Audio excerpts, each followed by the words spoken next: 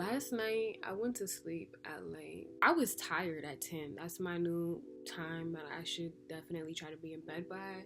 But I had an epiphany around 1 o'clock in the morning, and I just couldn't go back to sleep until I let it play out and happen. Now, I stated this in another video that I just read Brave New World by Aldous Huxley, and I felt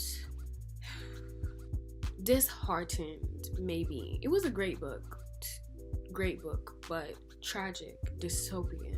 And I decided, you know what, I'm gonna read the counterpart Island because it is a utopia and has solutions to the problem that was faced in the fictional world of Brave New World, which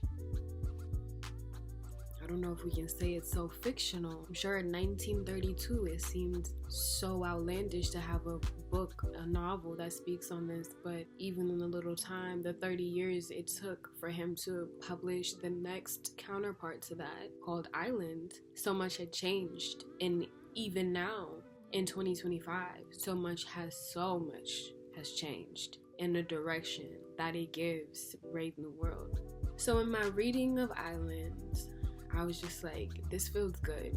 And for some reason, randomly, wait, I think I explained this. Hold on. Hidden.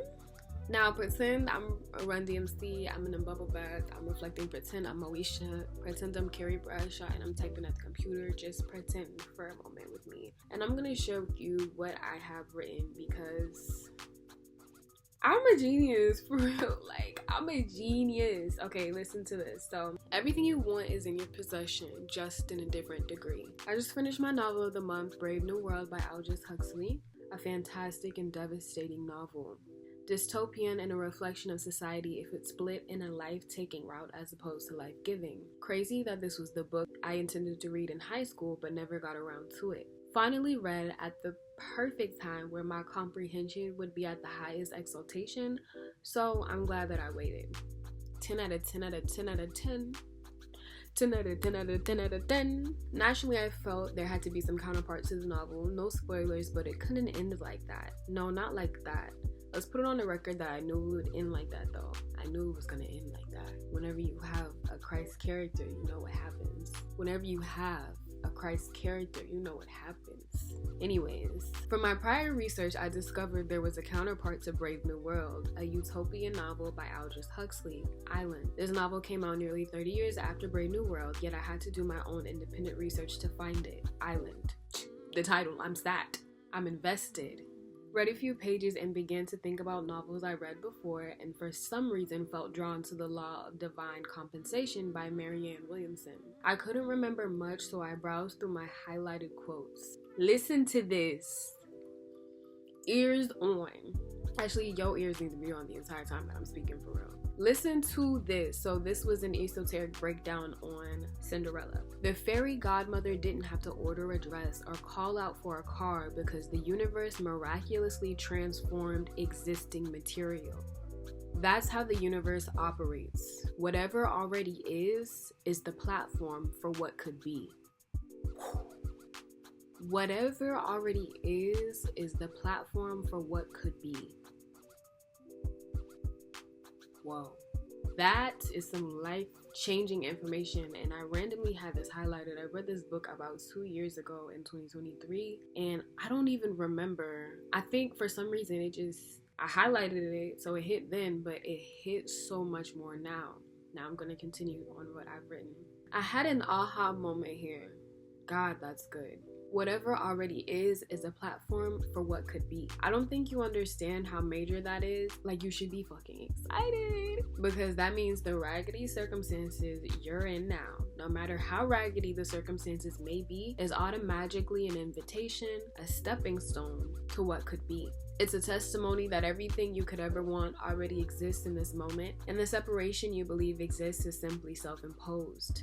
Meaning, get the hell out of your own way, because you decide what does and doesn't work for you. Now, let's reflect for a moment. I'm going to take a pause in reading, right? Let's reflect for a moment. In the story Cinderella, we know that the fairy godmother comes in and saves the day, so to speak, and helps her be able to attend the ball.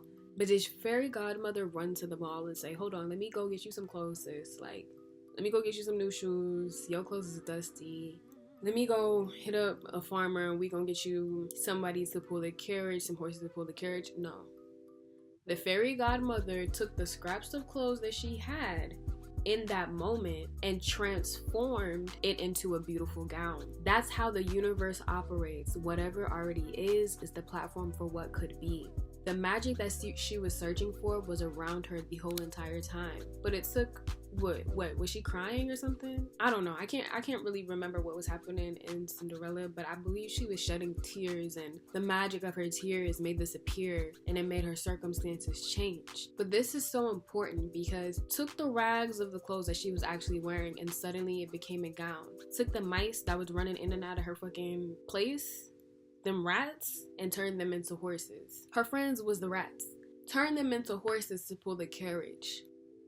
Everything around her transformed, and that's what you have to realize. That's why everybody says they stress gratitude and thankfulness, because everything that you could ever want is already here right now. You just have to change your awareness. Everything that you could ever want is already here right now. You just have to change your awareness to it, right? I know every person that is talking about manifestation is talking about this, but to hear it in this way really just shook me. I was like, yo, Cinderella, when her fairy godmother came, bippity boppity boo, that's what she said, right? Bippity boppity boom, boom, your rags are a gown. Bippity boppity boo, them little slippers you was wearing are now glass slippers. Bippity boppity boo, your friends that was mice, they turned into horses that can pull your carriage. This is so enlightening. So I went on to write, you decide what doesn't work for you. That means letting whatever parasite that depends on your unhappiness shrivel up and die. Suddenly you have nothing to complain about, no one to be jealous of, no hidden anger, no unshed tears. You let it all out. You purge in real ways. You do crazy life-giving things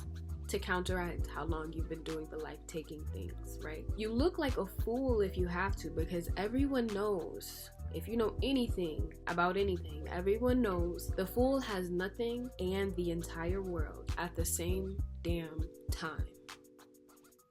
Quote that one. The world is your oyster. You're creating every moment. Let it be blessed and wonderful and fun and joyous and full of so much love, because you can. And I believe in you because you believe in yourself. Have faith. God is love. Ja.